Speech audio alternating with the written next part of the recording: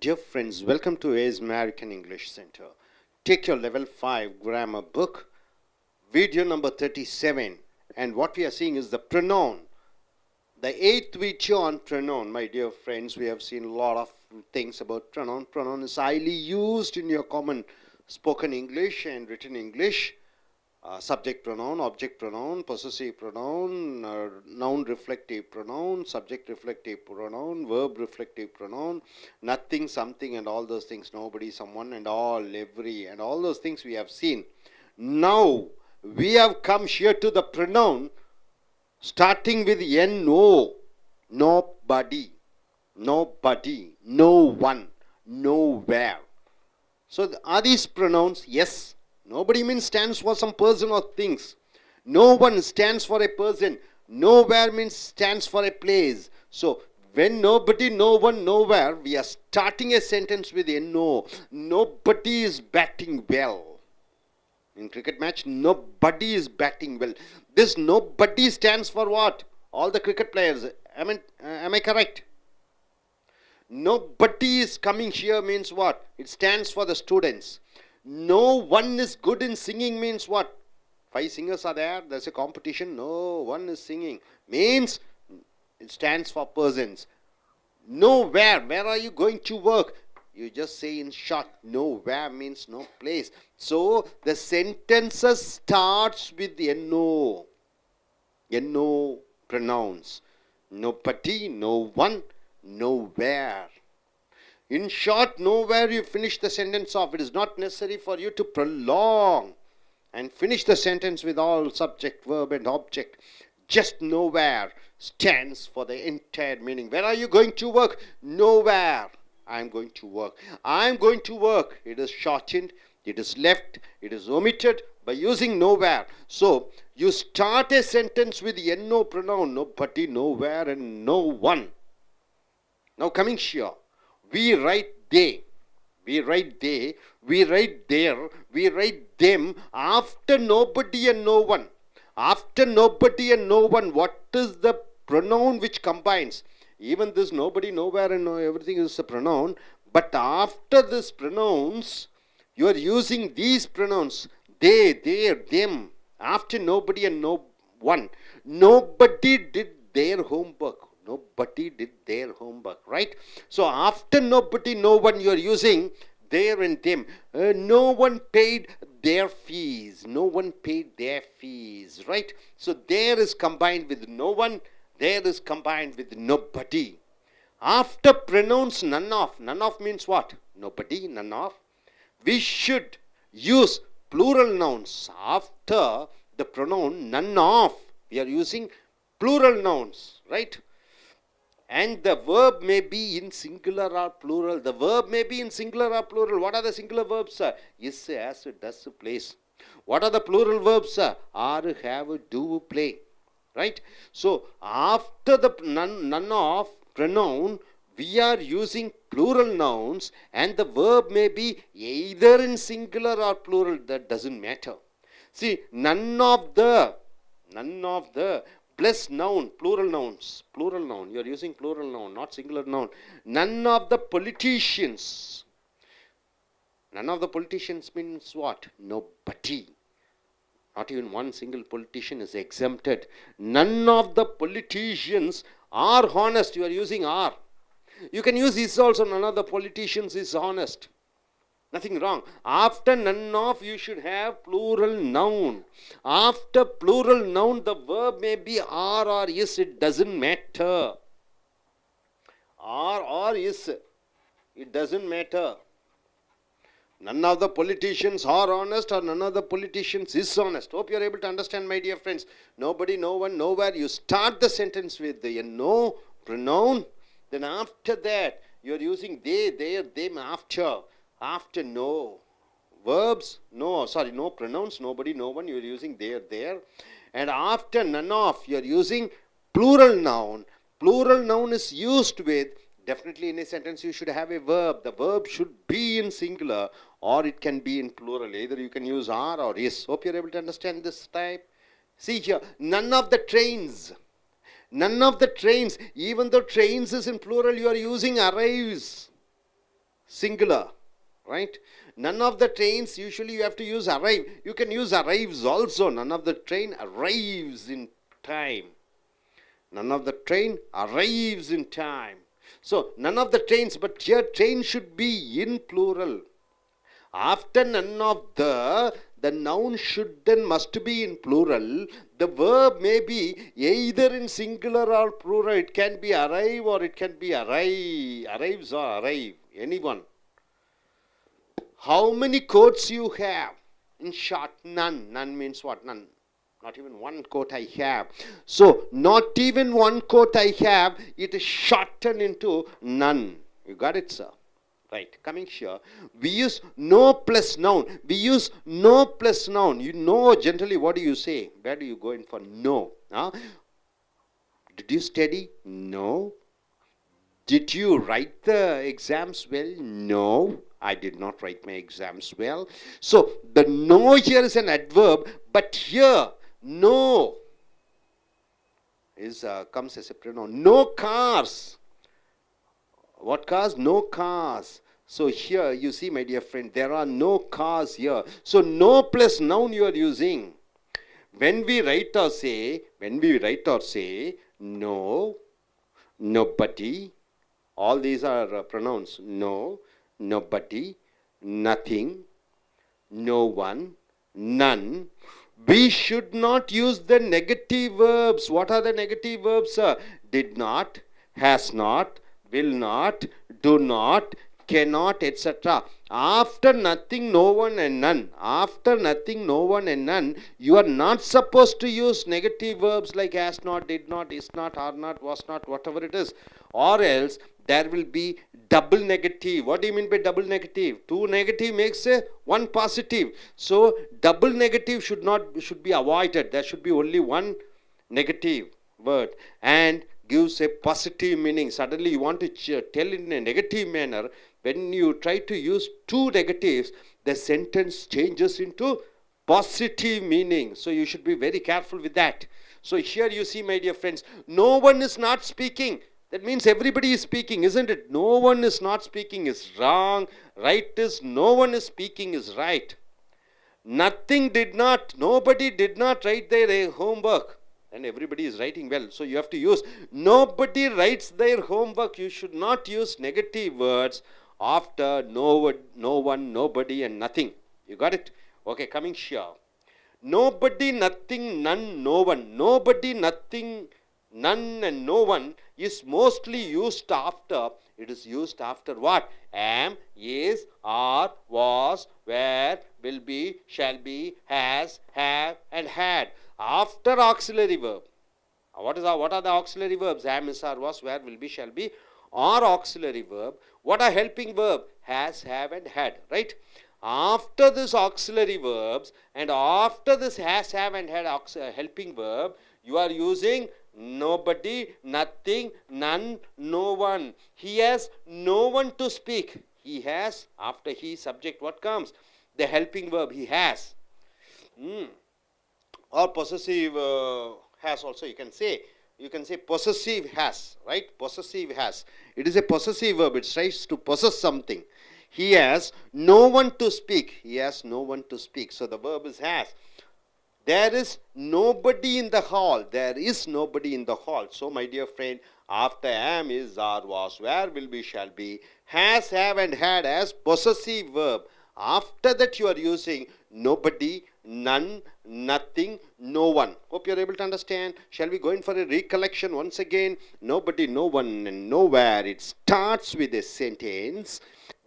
Here, after nobody, no one and nowhere, you are using there and there. See, nobody did their homework, no one paid their fees. Then after the pronoun none of, you are using plural noun. None of the passengers, none of the trains, none of the politicians. You are using plural noun with either singular verb or plural verb. It doesn't matter. So here, none of the trains arrives in time or none of the train arrive in time. None can be used without a noun. None can be used without any extra verb or adjective, whatever it is. How many coats you have? None. Plain none. Nothing else. We use no plus noun. we use no cause. When we write or say no, nobody, nothing, no one, none, we should not use negative verbs. Did not, has not, had not, am not, are not, was not. It is not used. Suppose if you use what happened with nothing and nobody and no one, it changes into double negative. Double negative means positive. See here, no one is not speaking means everybody is speaking. So no one is speaking is correct. Nobody did not write their homework. So everybody writes. So nobody writes their homework is correct. Then coming here, nobody, nothing, none, no one is used with am, is, or was, were, will be, shall be, or possessive verb has, have, and had. You are using he has no one to speak. There is nobody in the hall. So no one and nobody, nothing, none. It all comes under topic pronoun. It all comes under the topic pronoun. So you are coming to an extra. It is blooming. It is something flowering. The pronouns are flowering. First is 40 pronouns. Then you have seen somebody, something. Those type of pronouns. Then you have seen all and every. Those type of pronoun. Both, neither. Then you have come to this part. These type of pronouns. Okay. Able to understand? Now you are clear about it. You don't have any doubt about it. Yes, fine. நண்பர்களே, உங்களுடைய இலக்கண புஸ்தகம் 5 level 5 எடுத்துக்கொள்ளுங்கள். Video number 37 வந்திருக்கிறோம். Topic பிரதிபெயர் சொற்கள் 8வது தொகுப்பு, video தொகுப்பை பார்க்கிறீர்கள். ஏற்கனவே பிரதிபெயர் சொற்களை பற்றி பார்த்தீங்க. ஸ்டாண்டர்ட் பிரதிபெயர் சொற்கள் 40. அது முழுமையாக அறிந்து தெரிந்து எப்படி பேச்சாங்கிலத்திலும் எழுத்தாங்கிலத்திலையும் உபயோகப்படுத்தி விட்டீர்கள் என்றால், படுத்த வேண்டும் என்று அறிந்து கொண்டீர்கள் என்றால், அடுத்த பிரதிபெயர் சொற்களுக்கு வருகிறீர்கள். Somebody, something, someone, anybody, anything, anyone. அதற்கு அடுத்ததாக இந்த all, every, both, neither, either, இந்த பிரதிபெயர் சொற்களுக்கு வந்துவிட்டு 4வது தொகுப்பாக இந்த பிரதிபெயர் சொற்களுக்கு வருகிறீர்கள். Nobody, no one, நோவர். நோபடி என்றால் என்ன? யாருமே இல்லை. நோ ஒன் என்றால் என்ன? ஒருவரும் இல்லை. நோவேர் என்றால் என்ன? எங்கும் போவதற்கு இடமே இல்லை. இப்படியாக வார்த்தைகள் வரும்பொழுது, பிரதிபெயர் சொற்கள் வரும்பொழுது, இதை வாக்கியத்திற்கு முன்னாடி கொண்டு வர வேண்டும். Nobody is batting well.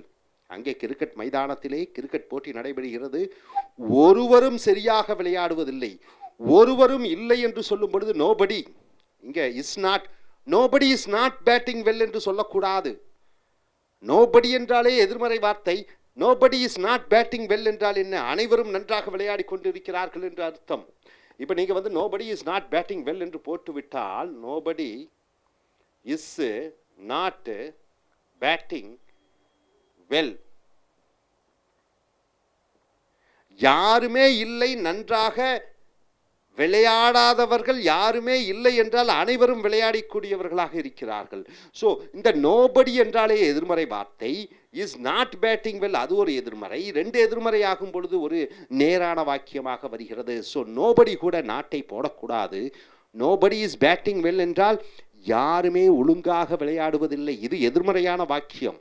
அடுத்ததாக no one is good in singing.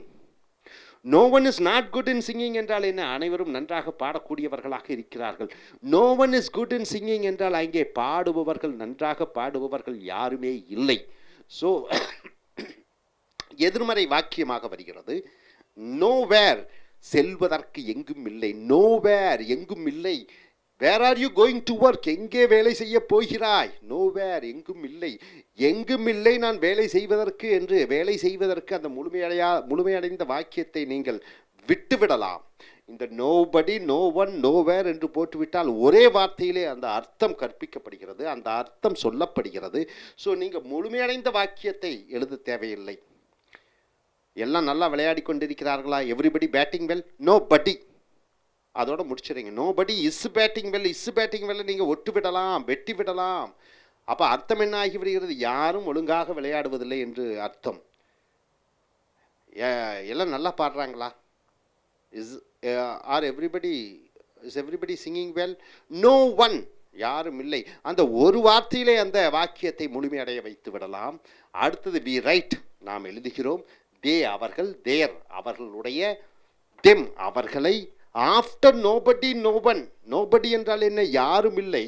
No one என்றால் என்ன? ஒருவரும் இல்லை. இந்த நோபடி, நோ ஒன்னுக்கு பிறகு தே, அவர்களுடைய. தேர், அவர்கள். அவர்களுடைய தெம் அவர்களை இந்த பிரதிபெயர் சொல்லை யூஸ் பண்ணுகிறீர்கள். நோபடி யாரும் இல்லை, டிட் செய்தார்கள், தேர் அவர்களுடைய ஹோம்வொர்க் வீட்டு பாடத்தை, யாரும் அவர்கள் வீட்டு பாடத்தை செய்யவில்லை, யாரும் அவர்கள் வீட்டு பாடத்தை செய்யவில்லை. இங்கே டிட் நாட்னு போடக்கூடாது, இங்கே நோன் போட்டாலே அந்த இல்லை என்று வந்து விட்டது.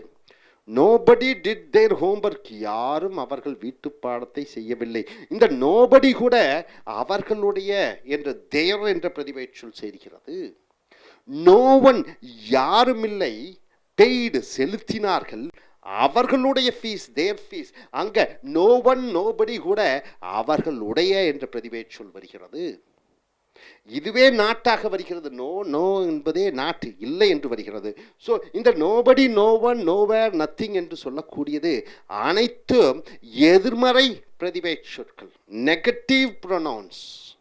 நெகட்டிவ் ப்ரொனவுன்ஸ் அது செய்கைக்கும் பயன்படுத்தலாம். உதாரணத்திற்கு after pronoun none of. None of என்றால் என்ன? நன் ஆஃப் ஒருவருடைய அல்ல நன் ஆஃப் அந்த ஒரு கூட்டத்தில் ஒருவர் கூட, அந்த கூட்டத்திலே ஒருவர் கூட, நிறைய இருக்கக்கூடிய பொருட்களில் ஒன்று கூட என்று ஆஃப்டர் ப்ரொனவுன் பிரதிபெயர் சொல் none of we should use, நாம் பயன்படுத்த வேண்டும். பன்மை பெயர் சொற்கள் ப்ளூரல் நவுன்ஸை பயன்படுத்த வேண்டும். அண்ட் த வேர்ப் வினைச்சொல் எப்படி இருக்க வேண்டும்? மேபி இருக்கலாம். சிங்குலர் ஒருமையாக, ப்ளூரல் பன்மையாக. சிங்குலர் வினைச்சொற்கள் எவை எவை?